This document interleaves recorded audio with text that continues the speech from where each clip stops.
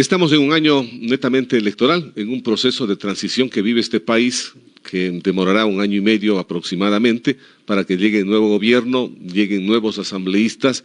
Es un proceso calificado de transición. ¿Cómo está la organización, en este caso hablando de la Revolución Ciudadana? Le hemos visto a usted en una intensa actividad en varias ciudades del país, en varios lugares. ¿Qué es lo que se está haciendo cuando conocemos que hasta este próximo mes de agosto, así lo define el calendario del Consejo Nacional Electoral, deberán definirse candidaturas para dignidades, sean estos los asambleístas o quienes vayan, sea hombre o mujer, a la presidencia de la República? ¿Cómo ha estado este proceso que está haciendo la Revolución Ciudadana? En efecto, Rubén, he estado recorriendo el país. Me falta ir a Azuay, espero pronto también estar allá. Y nosotros estamos fortaleciendo lo que es la estructura. Un pedido de nuestras bases es hacer democracias internas para elegir a los representantes en el territorio, a los directores provinciales. Así que nos encontramos ahora mismo en esta fase de democracia interna para elegir las autoridades del movimiento. Luego iremos hacia elegir los directores cantonales, los directores parroquiales, pero también a fortalecer los organismos de base como son los colectivos. Vamos a ir a un proceso de regularización de colectivos que también estarán acogidos dentro de lo que es la Revolución Ciudadana como parte integrante de este proceso. No solamente las directivas provinciales, sino que los colectivos podrán de forma orgánica integrarse a la Revolución Ciudadana. Esto un poco en el territorio de cara a nuestro trabajo constante. La Revolución Ciudadana siempre ha estado en el territorio. En esto, Rubén, hay que aclarar, no solamente es en campaña, no solamente es cuando estamos vísperas de una elección,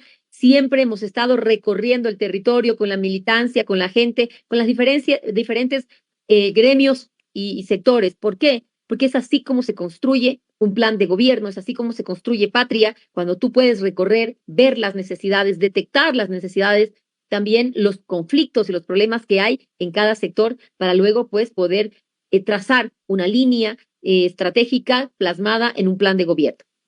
Dentro de este amplio recorrido y también hablando de los resultados que se generaron en las elecciones que fueron el año pasado, ¿cuál es la evaluación que hicieron y qué es lo que se va a corregir para este próximo proceso electoral, Luisa?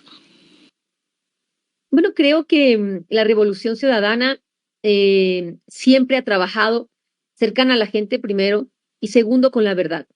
Creo que son más agentes externos los que marcan un éxito o un fracaso en muchas campañas electorales, como por ejemplo el asesinato del señor Villavicencio, asesinato que en un primer momento salieron en marchas en varias ciudades a decir que fue la Revolución Ciudadana quien asesinó a Fernando Villavicencio, que ahora sabemos que la señora fiscal Diana Salazar siempre supo que fueron los lobos, pero que no quiso decirlo en ese momento para no beneficiar a la Revolución Ciudadana. Hechos como esto, que haya ocurrido un asesinato y que nos lo hayan querido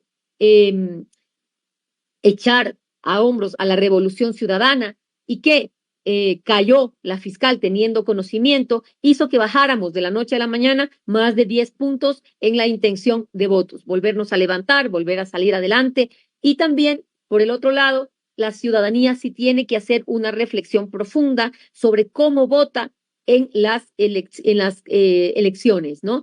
Tenemos dos gobiernos que han ganado un show con zapatitos rojos, con zapatitos negros, con muñecos de cartón, y que hacen ofrecimientos en campaña, que son ofrecimientos solamente para captar la atención de los votantes, pero no van a cumplirlo cuando ganen. La verdad tiene que estar marcando toda la línea discursiva política en el país. Por ejemplo, el señor Daniel Noboa dijo que el 100% de los graduados de las universidades, de los colegios, perdón, iban a ingresar a la universidad. ¿Qué es lo que vemos? Que ha reducido el presupuesto de la educación superior, con lo cual no les va a cumplir lo que les ofreció a los jóvenes. Que también vemos que hay cerca de 60,000 niños y jóvenes fuera del sistema educativo en el ciclo Costa y a nivel nacional cerca de 120,000 niños y jóvenes fuera de las aulas de clase. Con esto, ¿dónde van a estar esos jóvenes? ¿Dónde van a estar esos niños? Son fácil presa de las bandas delictivas, aumentamos violencia. Otro ofrecimiento que a mí me decían, Luisa, tú también ofrécelo. Yo no puedo mentir a los ciudadanos. Dijo que los jubilados iban a recibir como mínimo en su pensión jubilar un salario mínimo vital. Y los jubilados votaron por Daniel Noboa. Él gana en ese segmento porque les ofreció pues que lo mínimo que iban a recibir era el salario mínimo vital. Y vemos que eso no ha ocurrido, que no cumple su palabra dada en la campaña electoral. Esa reflexión también tienen que llegar a ser los ecuatorianos. Vemos, por ejemplo, actualmente el presupuesto general del Estado. El presupuesto general del Estado tiene un componente que es el Plan Anual de Inversión, el famoso PAI, que es como se lo conoce, al cual se ha destinado 1.733 millones de dólares. Para este momento, por lo menos, debería estar ya utilizado del presupuesto anual de inversiones, por lo menos un 30%, por lo menos, ¿ya? Siendo negativos un 30% de ese presupuesto. Actualmente está utilizado el 1%. De 1.733 millones, apenas se ha usado 23 millones de dólares. ¿Pero por qué hablo del Plan Anual de Inversiones? Porque allí está el dinero que puede reactivar la economía, que puede mover la industria y que puede generar empleo. Esta inversión es para obras de infraestructura, para educación, para salud, para seguridad ciudadana, el equipamiento que se requiere para darnos seguridad a los ecuatorianos, pero sin embargo no se lo ha utilizado. ¿Por qué? Primero, el equipo ministerial del presidente es un equipo nuevo, improvisado, que viene de un sector privado y no conoce la gestión pública, y eso también afecta. Vemos que igual que hizo Lazo al contratar gerentes del Banco de Guayaquil para que manejen instituciones estratégicas en el sector público, que pueden saber mucho de banca, pero que no saben de la gestión pública, eso hace que retroceda el trabajo que debe seguir hacia adelante en el sector público, en obras, en salud, en educación, en infraestructura. Se requiere conocimiento, se requiere equipo, y es así que en las elecciones el pueblo ecuatoriano ha elegido quizás un poco más por ese show mediático de un cartón, de un zapato rojo o negro, de cualquier color, pero que solamente nos ha significado a los ecuatorianos pobreza, destrucción, migración que parte a las familias y muerte a través de la inseguridad. Vemos un presidente de la República que también dice que Ecuador ya es un país de paz. Y yo digo, ¿acaso ha recorrido el Ecuador para que llegue a decir eso? Lo vivimos los ecuatorianos, lo sentimos. Yo soy manabita, yo recorro el país, como usted bien dijo, Rubén, y palpo el temor que hay de los ecuatorianos. No nos sentimos seguros al salir a las calles. Azuay, que era una ciudad tremendamente segura, una isla de paz dentro de lo que es el Ecuador, ya asesinaron un alcalde, pero en 48 horas se asesinó el alcalde de Camilo Ponce Enríquez, se asesinó un alcalde en El Oro y se asesina también en un mes a 3 alcaldes en total, los que ya mencioné, y también a la alcaldesa de San Vicente en Manabí. Ese es el Ecuador y vemos que en el 2016 existía 327 muertes violentas. Para el 2023, el año anterior, cerramos con 2.290 muertes violentas, y en lo que va de este año, solo en lo que va de este año, de enero a abril, han muerto 1.873 personas por muertes violentas, por homicidio, a nivel nacional. Es decir, Ecuador no es un país de paz y el presidente de la República ha mentido en el informe a la nación. Y nos distraemos los ecuatorianos en un show y nos ponemos a hablar si es más alto, más pequeño que la esposa, si cómo va vestido, si los zapatos. ¿Cómo podemos dejar que nos lleven a una discusión tan fatua cuando los problemas profundos del Ecuador siguen creciendo? La migración, como él mintió en el informe de la nación, no ha disminuido. La migración se ha multiplicado y los problemas que trae la migración no es solamente el riesgo de la vida que llevan aquellos que migran, sino el rompimiento de la familia, los hijos que se quedan en el Ecuador. En la campaña electoral, una niña en Ingapirca se me acercó, me abrazó y se quebró en llanto. Pregunto por qué la niña no podía hablar y sus tías me dicen, sus papás se acaban de ir migrando. Luisa, el tema no se ha analizado la parte económica. Hablemos de la parte económica que me parece también fundamental. ¿En qué estado y en qué situación se recibe un país económicamente hablando? Porque lo que hemos escuchado y de manera permanente a este gobierno es que la situación económica del país no es del todo buena. Deja mucho que desear Y esto pone en una deficiencia grande de las situaciones que deberían cumplirse que usted las acaba de mencionar. Pero si no hay plata, evidentemente el administrador tiene que saber cómo hacerlo. Tiene que ser la persona que pueda buscar los mecanismos de reactivar la parte económica, pero hay un déficit económico y un déficit fiscal que eso nadie puede vendarse los ojos, Luisa. Totalmente de acuerdo, Rubén, en que existe un déficit fiscal y que hay problemas de caja en el gobierno, en el Estado, ¿sí? Pero vamos a partir de algo. Cuando tú dices, yo quiero ser candidato a la presidencia de la República porque yo quiero gobernar este país, tú sabes en qué condiciones está recibiendo el país. En el debate, el de la segunda vuelta, yo dije claramente, el déficit fiscal no eran 5.000 millones. Si se incluía la deuda, el servicio de la deuda, eran 8.000 millones de dólares. Y ese Ecuador es el que tú propones gobernar. Por eso, cuando hice mi oferta hacia los jóvenes en cuanto a educación, yo nunca dije al 100% de los graduados del colegio voy a ingresarlos a la universidad. Dije, mediante un análisis técnico y prolijo, 90.000 cupos se pueden aumentar en 1 año y medio. A eso es a lo que vamos. A que hay que hablar con la verdad, con conocimiento.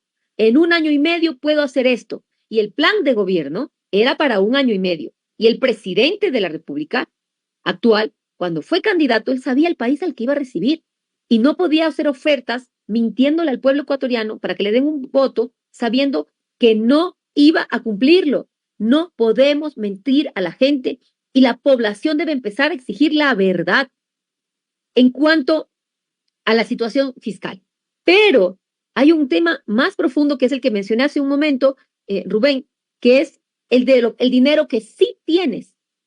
Tienes 1.733 millones de dólares en el Estado para invertir, que ya está planificado, que ese dinero sí lo tienes. Si ese dinero, que no lo han utilizado más que un 1%, 23 millones, lo inyectas en la economía de manera eficiente, empieza a dinamizar la economía. La inversión pública eficiente empuja al sector privado, porque si yo voy a hacer una carretera, yo contrato pues a una empresa privada para que me construya la carretera. Esa empresa contrata a muchísimas más personas y se empuja la economía. Lo que más encadenamientos productivos genera es la construcción, porque ahí tendrán que contratar maquinistas, transporte, materiales, alimentación, es la que más encadenamientos productivos tiene, ¿no? Y más se irriga en toda la economía, genera más empleo. Por eso es urgente una inversión, la inversión pública eficiente. Pero si tú pones en una cartera de Estado a una persona que no sabe gestionar el sector público, no va a poder empujar la economía a través de una inversión eficiente. Voy a hacer una referencia que a veces no le agrada a la gente. Cuando Rafael Correa contrataba a un nuevo ministro, ¿cómo lo hacíamos? Se llamaba a un buró y se pedía hojas de vida. Y en muchas ocasiones los ministros fueron gente que no conocía a Rafael Correa. ¿Por qué? Porque buscábamos una hoja de vida donde conste conocimiento técnico, experiencia, conocimiento en el sector, para que empiece de forma inmediata a trabajar y hacer que se mueva ese ministerio. Que vemos tanto en el gobierno de Lasso como en el de Noboa, se ha contratado amigos, círculo cercano, la maquillista de la esposa, manejando algo tan delicado como contratación pública. Así no vamos a sacar adelante el país. Zapatero a tus zapatos. Cada quien debe estar en el área que sabe manejar. Y cuando hablamos de Estado, lo que pasa es que las consecuencias los pagamos absolutamente todos los ecuatorianos y las estamos viviendo. No se dinamiza la economía porque no hay la inversión eficiente, porque no saben cómo hacerlo. Ahora veía una publicación del Ministerio de Producción y dice que el comercio con China ya va a comenzar y empiezan por los arándanos. Lo primero que van a usar es los arándanos. Con la gran novedad, queridos ecuatorianos, ¿saben quién es una de las primeras empresas exportadoras de arándanos? El Grupo Novis, parte del Grupo Noboa. Cuando vemos que el país se mueve por intereses de un sector económico, porque está gobernado de un sector económico, es cuando vemos que la independencia de funciones en el Estado es necesaria, pero sobre todo la independencia del poder político con el poder económico.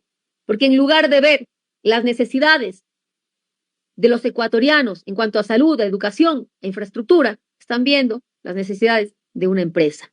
Ayer me llamaban y me decían que en Solca no hay ni siquiera medicinas, no están recibiendo a los enfermos. Son 9 millones de dólares lo que le debe el Estado ecuatoriano a Solca.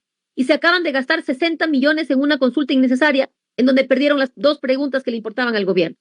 ¿Qué importa más? ¿Esa consulta innecesaria o la vida de los ecuatorianos? Las prioridades, la voluntad política para sacar adelante lo que realmente le importa a los ecuatorianos. Luis, hay un tema que no se ha abordado, el tema del conflicto armado que se declaró en el país. Usted mismo ha dicho el tema de la inseguridad.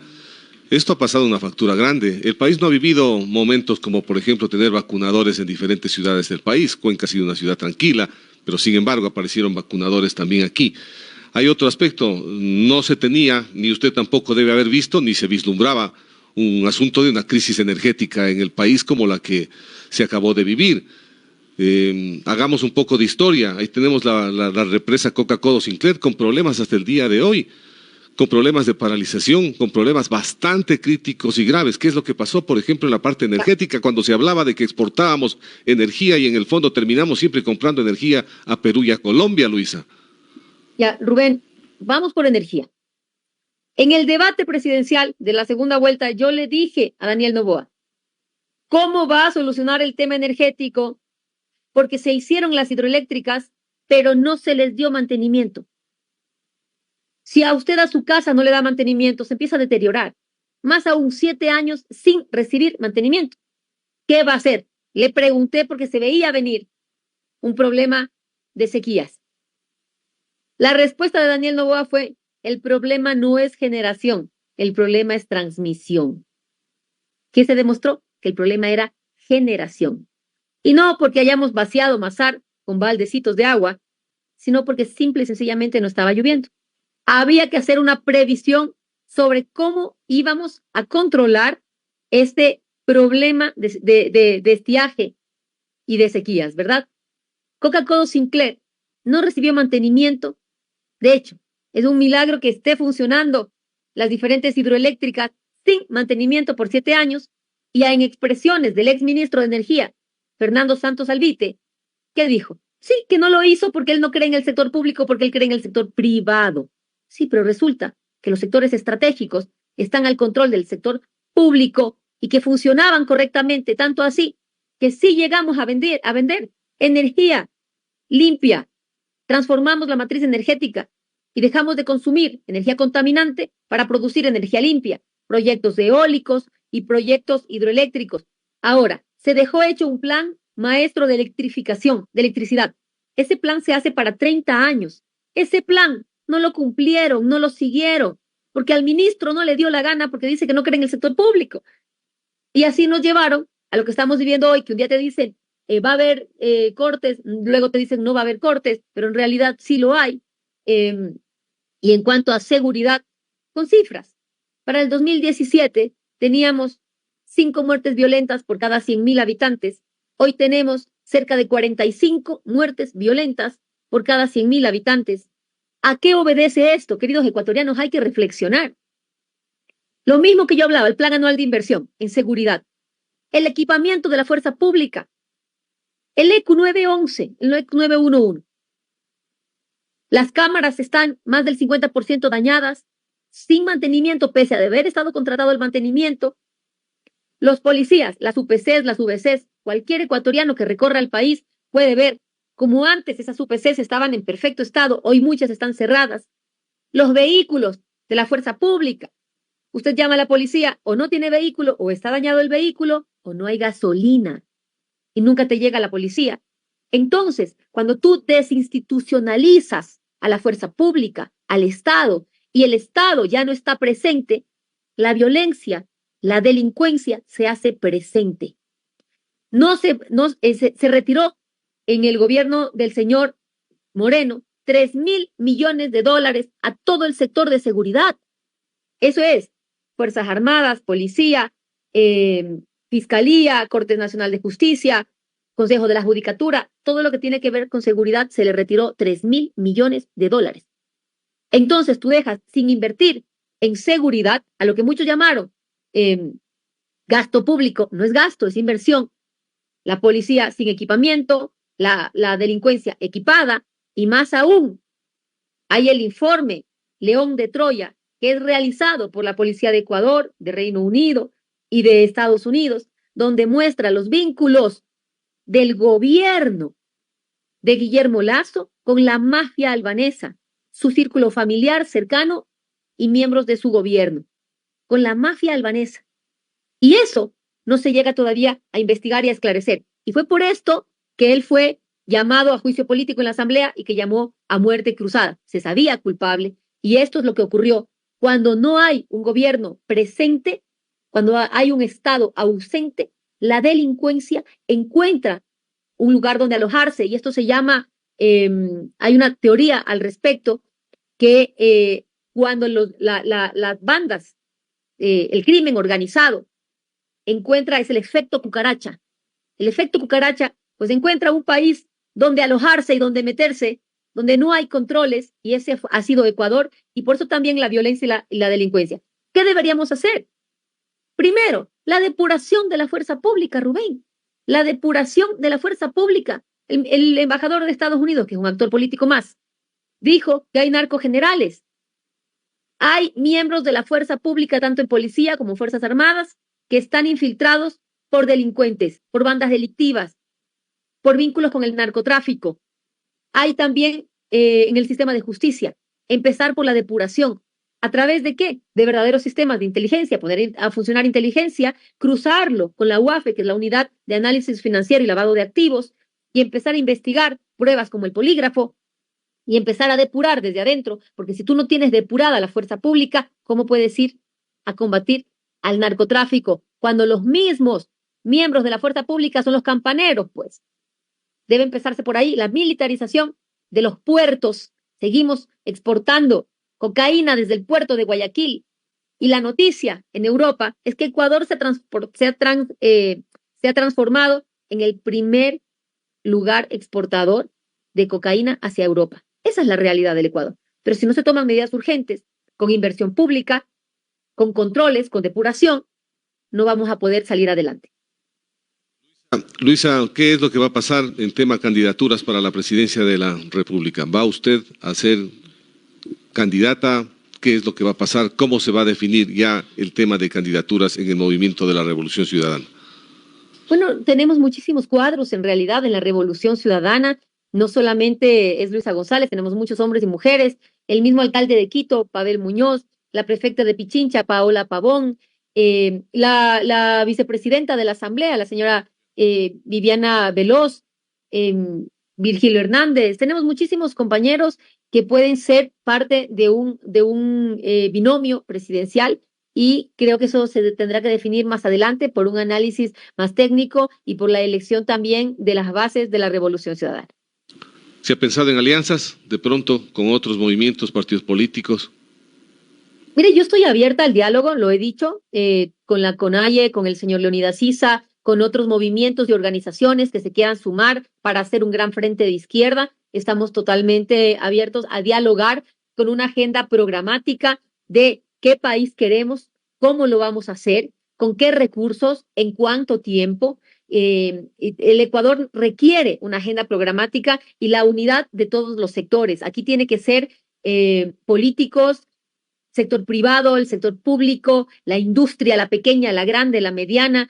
El Ecuador requiere la unidad de todos con una sola visión, que es volver a tener un país de paz, que no lo tenemos ahora mismo, de empleo, de dignidad, que frene esa migración tan dolorosa que tenemos a través de la generación de puestos de empleo a la interna en el Ecuador. Con esta agenda en común se puede construir alianzas a fin de sacar adelante al Ecuador. Gracias, Luisa, por haber estado en el espacio informativo de la hora clave. Buenos días. Muchas gracias, Rubén. Un saludo a todos los ecuatorianos. Gracias. Ha sido Luisa González, presidenta del movimiento